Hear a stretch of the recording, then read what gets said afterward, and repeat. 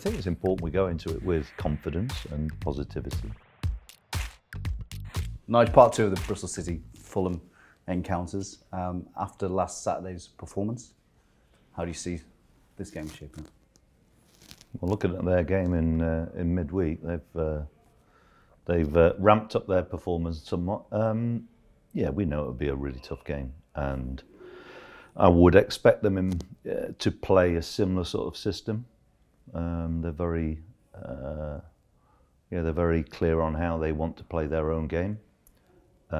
We know with their full side out how tough our opponents they are, but I think it's important we go into it with a feeling of confidence and positivity.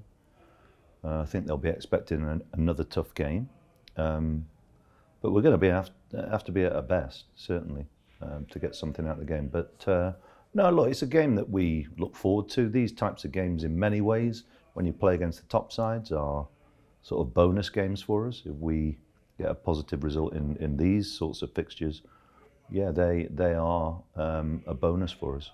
It was quite an open game last weekend. Do you expect a similar start? Well, I think it's fair to say that we've not been a side this year that is a side that can set up to go and be park the bus in front of the goal. We're not that type of a side. I would like us to develop that as a quality, so that we can get positive results in different ways. But of course, we've got to try and find our own way of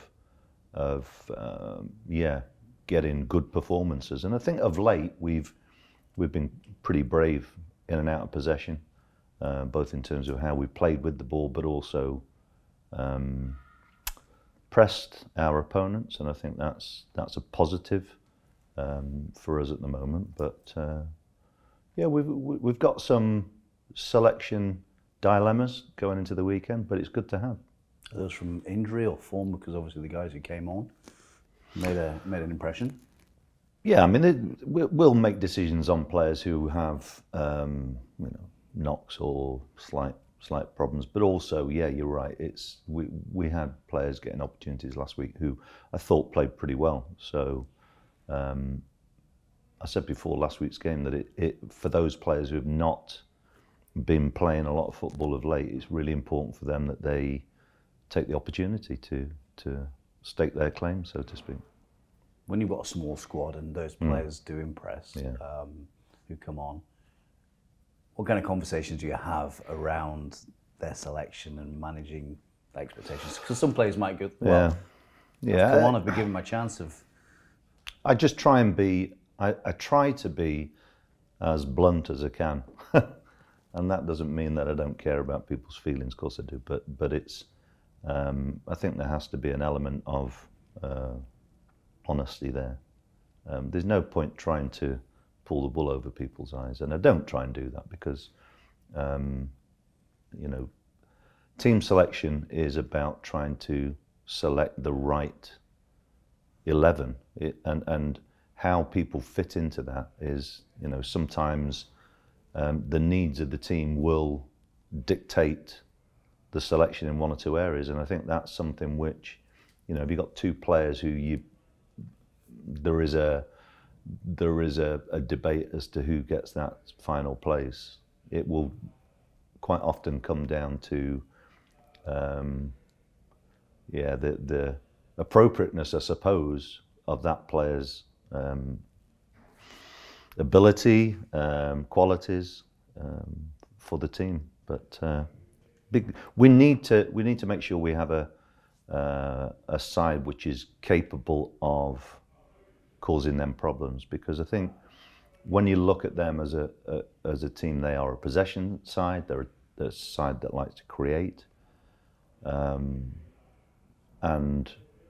we need to make sure we pose them problems when we have the ball, because that's really, we've been scoring goals of late, which is good, and we need to have a threat in the game. You always look for the complete performance, but given their midweek result against Reading, the fact that we have been scoring goals. Where does the balance lie between the defensive elements and the attacking side? Well, I suppose in some ways it's the middle of the field. You've got to get the balance right in there. We need some creativity in midfield, but we also need some know-how and we need a destructive element as well, and that's always important. So wait and see. In terms of selection, I know you won't give much away. How's everyone doing? We saw Robbie Cundy play second game for the 23s in midweek. Is he far off being available, and how's everyone else looking? Well, Robbie is a player who has had a pretty difficult journey over the last 12 months or so. An injury which, it's not straightforward to come back from, especially as I pointed out before, he's a big unit, and but it's good to see him back out training. Good to, now that he's had a couple of opportunities to get some pitch time in 23 games. So he played half a game and then 75 minutes at QPR. So we're trying to, if you like, get the load in right, expose him to the right amount of pitch time. And the honest answer is he'll be available when his body allows him to. And I think that's the most important thing. He's a really likeable lad. I had a conversation with him yesterday about what the future might look like for him. And I think, I suppose as much as anything, he has to and we have to have an open mind on that. So I think the most important thing is that he's on the road to full recovery, which is very promising, but we'll have to wait and see how that pans out. Sold out away end on Saturday, 1,600 plus. For City fans, they love going to Fulham, certainly in recent years. How important will be that support first away game of the new year? Yeah, always important, and Fulham, is a Craven Cottage is a really interesting ground, and always one where the atmosphere is good, and I'm presuming the away fans are posted in the same place that they've always been, which is a really good spot, and it's a